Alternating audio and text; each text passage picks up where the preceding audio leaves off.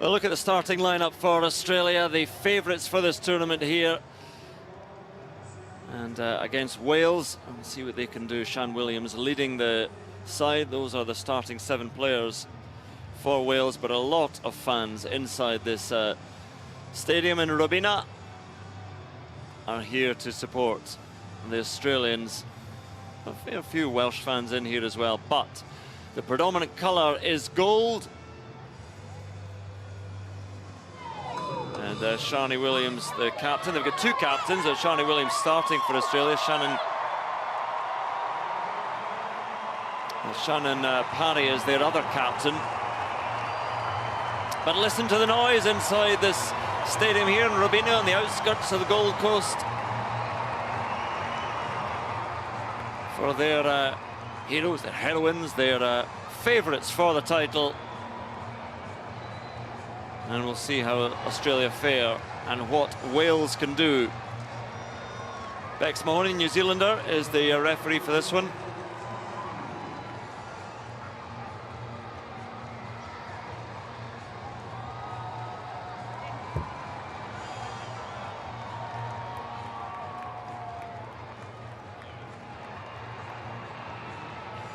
Am I good to go? Feels you good?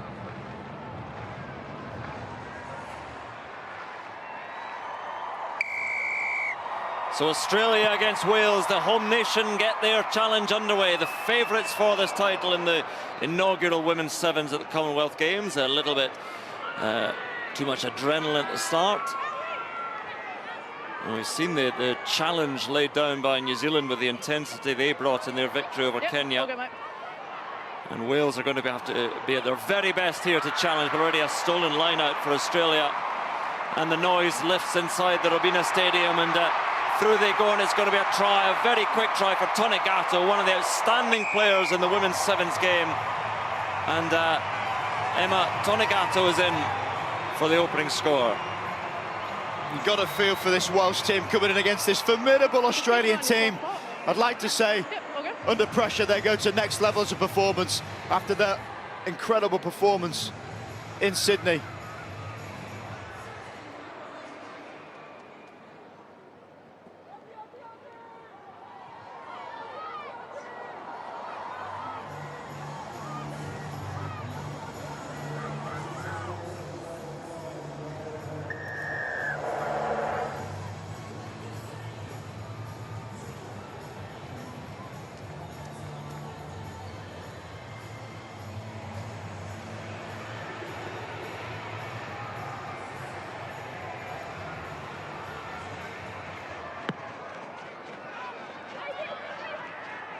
Yeah, great stadium, great sound here, which has lifted for this game, but a very, very bright start to this first Women's Sevens at the Commonwealth Games.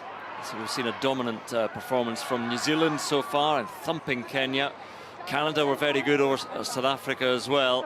And then a far closer game between England and Fiji, which England eventually saw their way through. England and Fiji in this pool. And wondering who can challenge Australia. First 2 teams in each pool, pools of 4 will go through. 2 pools of 4 teams. And Wales under pressure again. Jasmine Joyce carries it in, ball pings loose, and it's Tonegato once again, and here she goes. Gets it out wide this time. And again, the cheers from the crowd. But the spill of the ball from Emily Cherry. It's a rare mistake from her, another outstanding player in the game. But penalty to Australia. And Charlotte Caslick gets it out wide, and a long looping pass may bring another try. A step inside, 1-2, offload comes, and the try arrives as well. And Vani Palite is in, and try number 2 for Australia. And again, this might be a hard 10 minutes to come now for Wales. It's going to be difficult for Wales. All-court game by this Australian women's sevens team. Gold medalists in Rio, and for a reason. Their skill set is sublime. They shift players, they can beat players with sidesteps, offloads, fends, the lot. They really do have everything you need to be good in a game of sevens.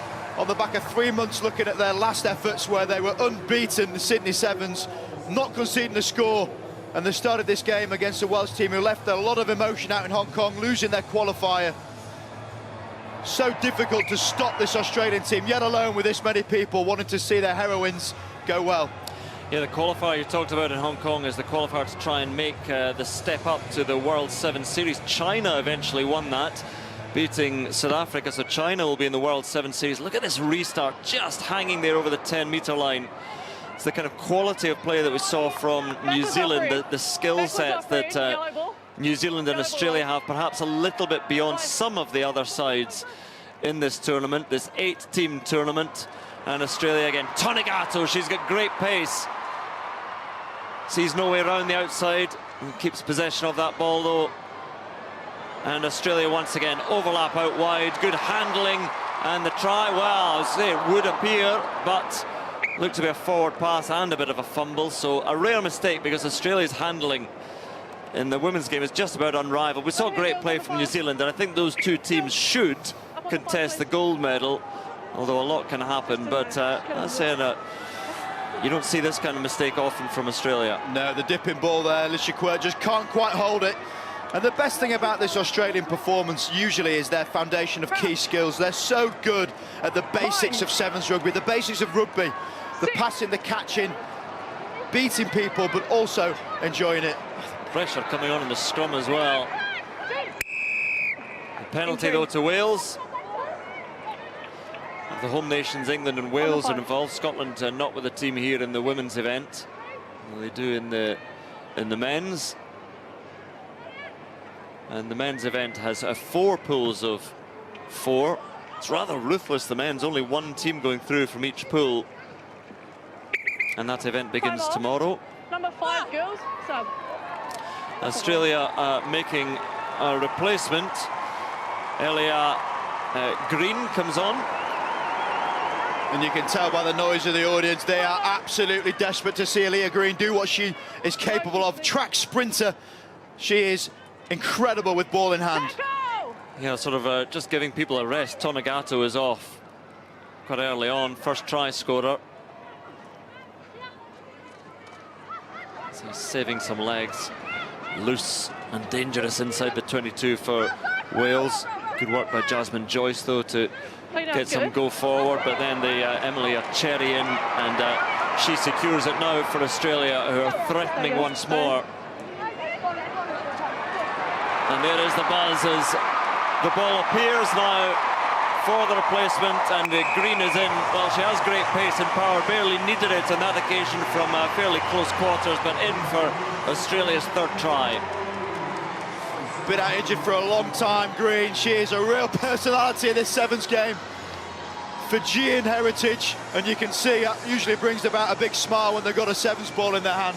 Determination personified. She knows she's going to make the try. She just tries to make it a bit easier, and then she kicks in the enjoyment factor. Great to see her back on the sevens pitch, because between her and Woodman, you've got some of the world's best athletes playing rugby. Yeah, Portia Woodman, who has looked very impressive so far for New Zealand. Conversion is just wide. Again, a reminder, it's a drop kick conversions. All kicks at goal drop kicks in sevens. Speeds the game up. Makes it rather more difficult for conversions though.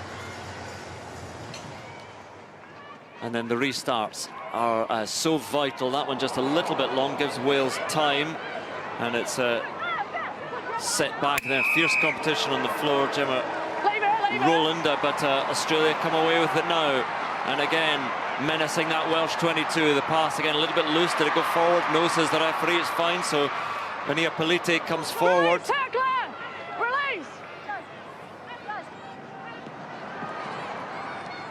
And Australia flinging it about, trying to find that pace. And Green is out wide.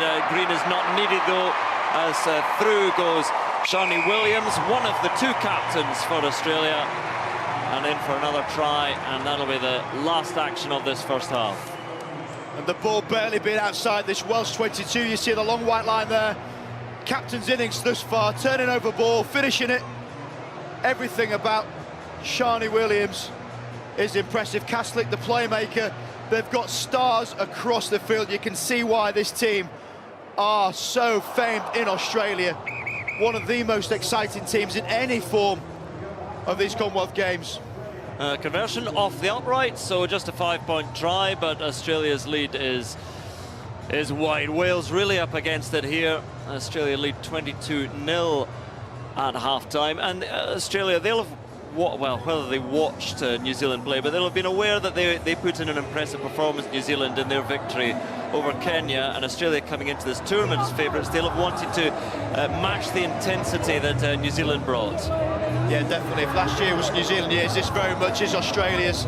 So confident, so accustomed to each other and their skill sets. And the best thing about this team, worth mentioning, is they've come from an array of backgrounds: field hockey, touch rugby, rugby league, netball, whereas the Welsh team not quite calling upon that skill set. They're a developing team, they're a learning team, but not got the star power.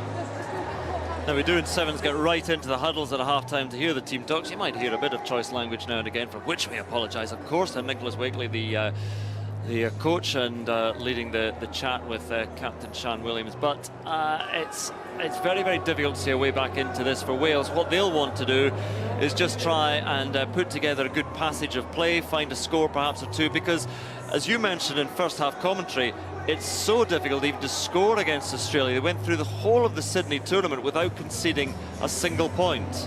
And they've been saying that to each other for 3 months now. They have some standard they have set, and as Horses, typical Australian fashion, recreates that environment that was seen in the Sydney Sevens.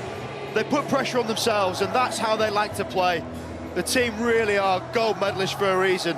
I feel for Wales. You mentioned how much pressure is against them in this game, but Jasmine Joyce is a star. If they give her the ball, then she might be able to do something against this pretty impressive Australian team. Good crowd and good voice inside the Robina Stadium, the home of the Rugby League side, the Gold Coast Titans. But tonight and for the next couple of days as well, it's 3 days, we have Rugby Sevens at the Commonwealth Games, and for the first time women's Rugby Sevens at the Commonwealth Games. 8 teams contesting this tournament. Oh, lovely step and straight through. This is Kaslik at her wonderful best, and she will go all the way for the try. Just about hauled down, but, well, did she get it down? Jasmine Joyce with a great chase. Time off. And we'll have a look at it, but if Kaslik hasn't scored, that is wonderful defence by Joyce, but I felt sure that... Carried back in goal by Reed. And then she's grounded it. Okay, so we're going scrum 5 metres green. Yeah. Is she allowed to rip the ball on the ground? Well, it's great work by... As the tackle happened. Shani Williams saying, is she allowed to rip the ball on the ground? How did Kaslik not get this down for the try, though? She lost it. She lost it herself. Then Joyce. Well, it's an incredible tackle, isn't it? That is what you call commitment. Jasmine Joyce, a good 10 metres behind Kaslik, who is no slouch. Unfortunately for Joyce, after that wonderful effort, the outcome is a 5-metre scrum to Australia. So Kaslik not grounding it, wasn't deemed a knock-on somehow, but now it is the Welsh turn to try and defend a 5-metre line where it's almost a formality. Australia will score. I think that might be a harsh decision, that not deemed a knock-on, but Australia now, if they secure ball here, they will surely have that try. And it almost didn't need to give it there, but does, and Green is in for another for Australia, so they're flying again at the start of this second half. Well, we often talk about brutality in sport. How about that? Jasmine Joyce puts in a shift, and the only outcome is Ilya Green walking in out wide. So difficult for this Welsh team. Kaslik turning it, flicking it, Quirk on the outside line, just watching the defence. All too easy for the Australian team, but I don't think enough credit's given to Jasmine Joyce there. That was such character to get back and make that tackle. As we watch the replays, you may have heard a groan as the conversion attempt just found its way only to the upright. So just another 5-point try for Australia, but good enough for a 27-0 lead. And they'll be heading to the top of this pool after the fairly close game between England and Fiji. England on top at the moment, but Australia will take over surely. A little chip and chase, and again, you very rarely see the kicks downfield in sevens. You do not want to yield possession of that ball. It might work now for Wales. Opportunity. Rowland is there. And can Wales breach this Australian defence. Great handoff and strength. No try yet. No space out wide. Green is there in defence. Oh, but good work, and it will be a try, and it so rarely happens, and it is Jasmine Joyce. Well, Australia went through the whole tournament in Sydney without conceding a try, and that's why Jasmine Joyce is so happy. Great defence a moment ago, and great finish to the Welsh attack here. It is great patience, wasn't it, Roland? Flipped the ball inside, offloads are plenty. We mentioned one player in this Welsh team, the sole representative, Team GB, out in Rio from Wales, Jasmine Joyce. And look at that emotion. She beats Green on the outside. Not many people in sevens will do that. Fends off, puts it down, and enjoys every single second, rightly so. Elia Green's defence, her attack is unquestionable. Her defence there might be. The conversion is wide, but Wales have their try against Australia. Not too many sides can say that. And Green is substituted after that. No, that's okay. We all miss tackles. Tim Walsh, the coach, who's going to be taking over the Australian men's side after this competition, has done great things with the Australian women's side, Walsh. So the restart, the scoring side takes the restart in sevens, and Wales trying to put pressure on the Australians. Let's look for a moment, a little bit uncertain. And a penalty to Wales, opportunity again. You've got to be so disciplined with and without the ball here. Australia clearly dominating the game, but in a breakdown, that looked a little bit messy. As soon as you lose your feet, you don't provide a contest. The game of rugby sevens needs to be a competition over the ball, and the referees are really strict on that. So, Wales get going once again. But no sooner had they got going than they are stopped. Penalty to Australia.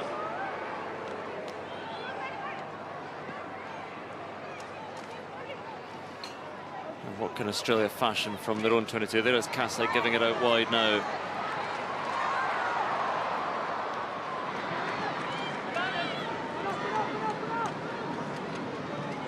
And again, creeping forward.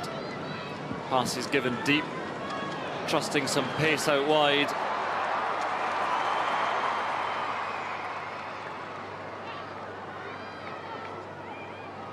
And their captain, Williams. And space appearing out wide. The pass is good, says the referee, and the try will be scored. And this time it goes to Dom Dutoy, and Dominique Dutoy is in. Again, one of the very, very experienced players in this Australian side. And one of the quicker players, not the most powerful, but trusting her pace to bring her home. And it all comes down to the wonderful skill set.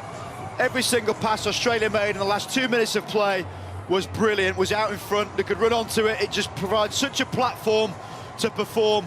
This Australian team rightly championed for these skill sets, and Castley, one of the best. Ball in hand now, shifting it, gets it across, and then it's just exploiting space. Ball in the right hand, off she goes, round the outside. Australia have made a lovely mark on this tournament. Yeah, Wales took their chances in the last couple of minutes, took one of their chances, but Australia have come back to life, and the simplest of conversions, this one from right in front of the posts, and the try for Dutoy converted, and Australia out to a 29-point lead. Final seconds of this match, the restart is no good, won't go 10. And back they come for Welsh ball. So it hasn't been a perfect Australian performance, but it's been pretty impressive nonetheless. I think New Zealand have been perhaps the best looking of the opening games, but Wales have provided just a bit more resistance than Kenya did to New Zealand. The hooter sounds, the cheers start to grow, they know the victory is there. Knock on. And from the knock on, they will end the game. And so Australia, favourites for this tournament, are off to a winning start, but they did give up that one try to Wales. 34-5. Australia move to the top of Pool B.